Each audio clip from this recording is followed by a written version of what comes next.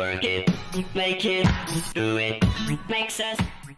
My name's Mark Hazell, I'm one of the organisers, and I'm joined by Holly Cummins, who's our programme lead for this year.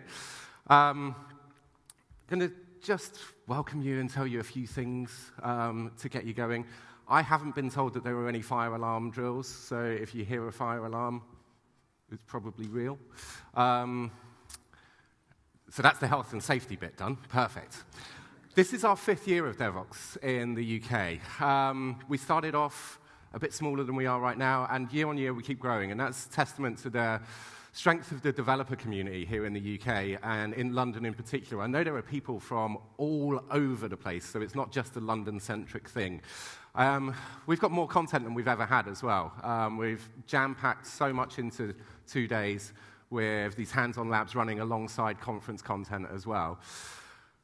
There's, in total, coming through the doors over today and tomorrow, just about 1,100 plus people. I lost count, and I was really tired when I was trying to do the final count last night, stroke this morning at about 3 a.m.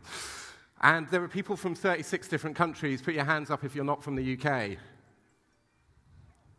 Nice. I like that. See, Brexit didn't do bad things yet. I said that I wouldn't mention Brexit at all, and now I've just screwed myself. I apologize. When we're going through things, I was looking through all the data a couple of days ago, and every now and then you see something a bit weird, and it makes you go, like, now I know we're a diverse bunch within this sector, but 274 job titles. Here's some of my personal favorites.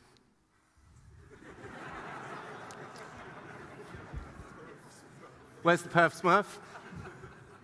I know who he is as well, but he's being shy. Oh, no, he's over there. Perfect. So the moral is, if you ask developers for their job title, especially if you ask speakers for their job title as well, I mean, that's when it gets really quite interesting. And I just want to say, when we set this conference up originally 5 years ago, it really was born out of the London Java community, with Martijn Verberg and Ben Evans and Dan Hardiker and James McGivern really leading the charge on it. And it's a massive community effort. We start off in around September planning for a May event.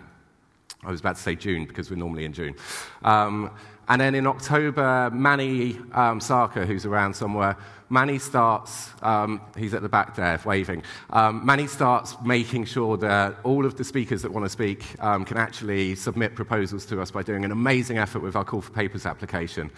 And then a heap of people get roped into helping us out and spending vast numbers of hours and days and nights working on looking at all the content that comes in and really working out what's best.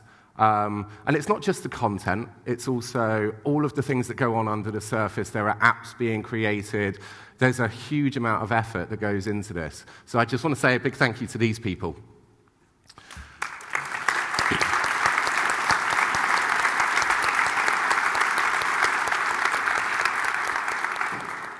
Some of them, unfortunately, can't be with us. One of them's got a name too long for my layout, so we'll blame Catherine for that. One of those is Holly Cummins, who joins me on stage today. So this year we did something a bit different, where we had a dedicated program lead, and we really wanted somebody from the community who knew Devoxx, but really was I think we described it as we needed a geek's geek to come on board and look at all the content and really curate the show, much like you would an art installation, because this is our party, it's the content that's king. And Holly, maybe stupidly, said yes, and came along and did stuff for us. And it means that from a content perspective, we've got so much this year. I mean, we've got 76 conference sessions crammed into these 2 days. There are lunchtime quickies. You should go along to the lunchtime quickies. I know that you're all hungry, but grab something to eat. We're not going to stop you taking your plate in or anything like that if you want to. These are short, sharp, quick-fire 15-minute sessions. The evening boffs are always great as well, so that's a really nice relaxed way that you really generate the content all together. So there'll be somebody there leading it, but they really want your input and your interaction. There are some 6 Ignites, and 3 people actually agreed to do blind Ignite talks today. So if you get a chance to go to these, you'll laugh a lot.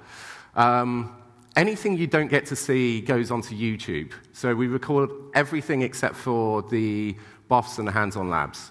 So you'll be able to see everything else. So don't feel that you are going to miss out on anything, because you can watch it back in the office, back at home. I believe there's an Apple TV application even for our Devoxx content as well. So if you're that way inclined, you can do it on your lazy boy, or however you choose to hang out.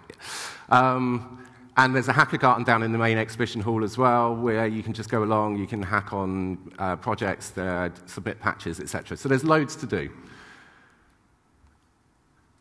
So I'd like to tell you a little bit about how we choose the content for the program, because this is one of the things we get asked most often, both by speakers who were perhaps disappointed that they didn't get accepted, or speakers who were surprised that they did get accepted, or attendees who look at the program and go, why is that there? So in fact, it's a really easy system that we use to accept the content. So let me tell you a bit about the algorithms that we use.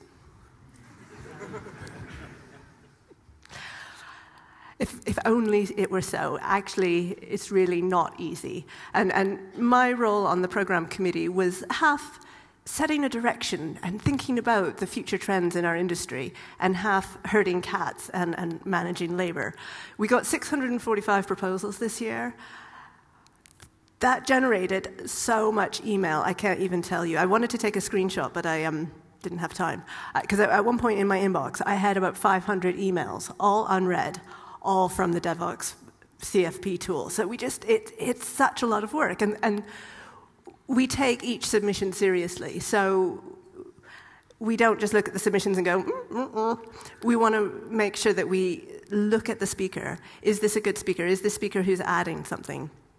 And when we choose the speakers as well, what we really don't want to do is give you a program full of the same speakers as you had last year, and the same speakers as you had the year before, and the same speakers that you might see at other conferences. We want a mix of the rock star speakers, the really established speakers, the speakers who've been around for years and absolutely know their stuff, and maybe the new speakers that you haven't seen before. And the reason for that is sometimes those speakers are the ones who have something that you haven't heard before. They've got a fresh perspective.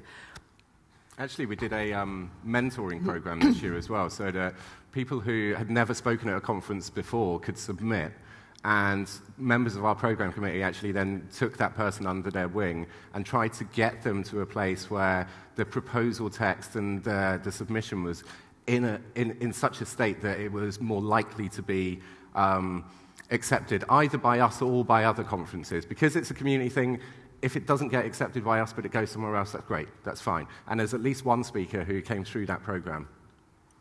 And continuing the theme of feel sorry for me and for the rest of the program committee, we had so many meetings, we had so many Google Hangouts, we had a lot of late nights trying to choose the best program.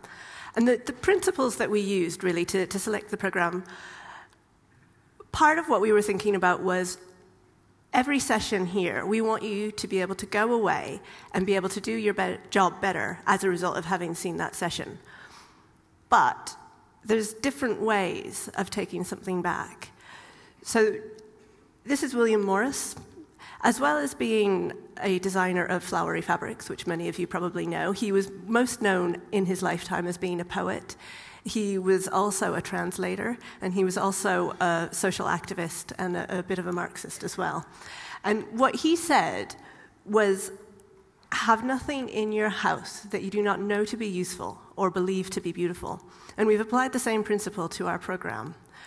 So we've said, have nothing in your conference that you don't know to be useful or believe to be beautiful. And what does beauty mean in the context of a talk? Really, it's fascinating. So we want things that are either you're going to be able to take away and you've got new skills as a result of seeing this talk, or your mind has been expanded in some way and you can think about things in a different way. And by seeing a problem that you'd never thought about before, you can have an insight into maybe the problems that you do think about every day. So I've got just a couple more tips as well for how to take best advantage of the program. So one is, as Mark said, go to the quickies. They're often my favorite parts. It's hard to go to them because they're at lunch and you have food and you're hungry, but do make a point of going to them. They're so good. The second is take advantage of the Mind the Geek track. That's where a lot of our big ideas are. We work really hard to get those talks in and to make sure that we've got things that are new that you haven't heard of in there, so do go. Also, on the Mind the Geek, some people ask us, why do we do this track called Mind the Geek? Because most of you have come because your company's paid for you because you want to come. That's not true in every sense, but you look at the Mind the Geek stuff and you're like, how's that relevant to what I do for work? A lot of the time it's not. Right now, but maybe next year it is, or the year after it is. And we hope that these are things that kind of delight you and inspire you to go and do great things with new technologies. So we're really proud of that Mind the Geek stuff. Yeah, and we're so lucky to be in the industry that we're in, and we're so lucky to have jobs that allow us to be as creative as we are. But I think sometimes you can forget that when you get drawn into a day-to-day grind, and just having that space to say, "Oh, look at all these other cool things," it means that you go back refreshed and positive and able to take something that you didn't have before. And the last one is, even with a conference as big as this one, there probably will be some points when you'll look across all of the rooms and you'll say, nope, nope, nope, nope, nope, nope, not relevant to me. At that point, don't go to your email, don't go just collapse on the floor. Go to one of those sessions anyway. I found that sometimes the talks I've learned the most in have been ones where I didn't realize it was relevant to me, and I chose one at random, and then I discovered something that I didn't even know I didn't know. So, now on back to Mark. Cool. So, if you haven't downloaded the mobile app yet, it's probably the best way to find your way around the conference in terms of content, what's on. On the back of your badge, you'll see the QR codes for the different app stores. It's on iOS and it's on Android. And thanks to Johan Voss and his team at Gluon, who spent a lot of time and energy putting it together for us. I'm not going to talk through it for too long, just a couple of screens. So ultimately, all the content's on there. You get to choose how you navigate around. What's new on this as well is that you can take personal notes for each session as well, which I think is really valuable, and keep it in there. So all of those things, and such as notes like, oh my God, it's really early, and I haven't had enough coffee. But that's just a personal one for me for today. So I'm not going to talk around that too much because I really want to get our next keynote speaker on. Something I do want to say very quickly is new for this year is a personalized Devoxx report that you can produce. Now, how many of you, when you go back to the office, your boss says, what did you do at the conference? Write something up for me. So, yeah, a decent amount. Okay. So with this, what you'll be able to do is go to that. We'll send you an email with all of this as well. But you'll be able to go to that URL, and if you use the mobile app, all of the data in terms of the sessions that you've been to, if you've rated a session, it means that you've been to it.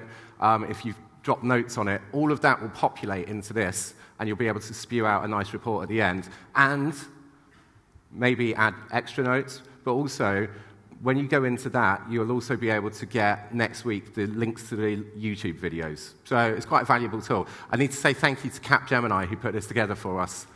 They're one of our sponsors, and they said, what can we do that would really help attendees? And we came up with this idea.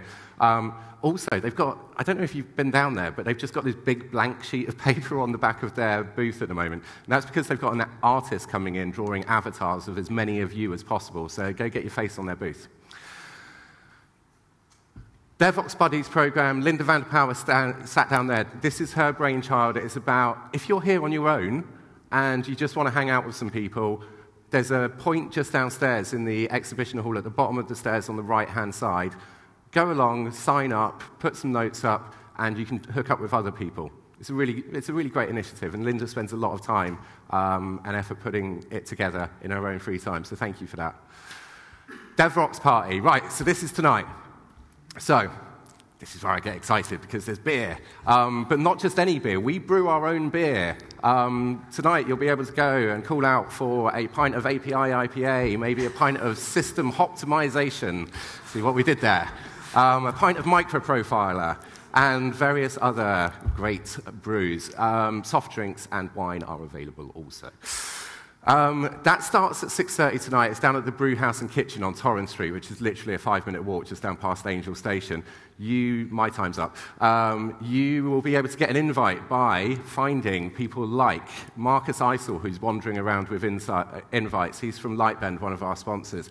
Couchbase are a sponsor. They've got a booth here. You'll be able to go and grab one from them.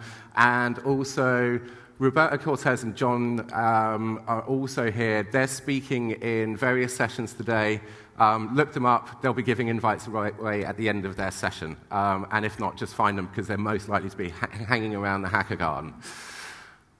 Thanks to our sponsors. I'm not going to dwell on this for too long, but we keep the ticket price as low as we possibly can in the most expensive city to run a bloody conference in the world, it feels like. And because we do that, we rely on these guys for their support. And so I want to say, if possible, can you give a big round of applause to our sponsors?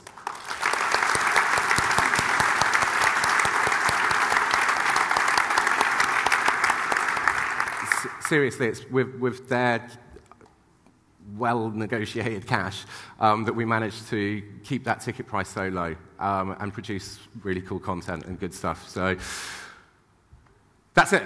Enjoy the conference. Enjoy it responsibly. If you see anybody in a yellow T-shirt like that, that means they're a volunteer, they're a member of our crew. They'll be able to help you out. So if you've got any issues, you need to talk to anybody, go and see one of those. If anybody else that isn't a volunteer is wearing the same shade of yellow, I really apologize, because you're going to have a really bad time. That's it. I thank you all very much for coming along. I really hope that you have a great couple of days. And now I'm going to hand over to our first keynote speaker. Excellent. So having explained already the many meetings and the many emails, this is one of the hardest parts of my role, because I have to introduce the keynote speakers. And so before the talk, I said, "How do you pronounce your name?" And he told me, and I told it back to him, and he said, no. And we went through that about 6 times, and in the end, I just gave up. So I apologized to him in advance, and I'm going to apologize to him again for the butchery. But please welcome Winfried Hensinger, who's going to speak on quantum computing. And quantum computing is definitely one of the things that was 20 years ago. Everybody looked at this and said, this is very interesting. Theoretically, it changes our fundamental assumptions about what computer science means, what the most fundamental units of computation are. But it's a shame it's not physically possible.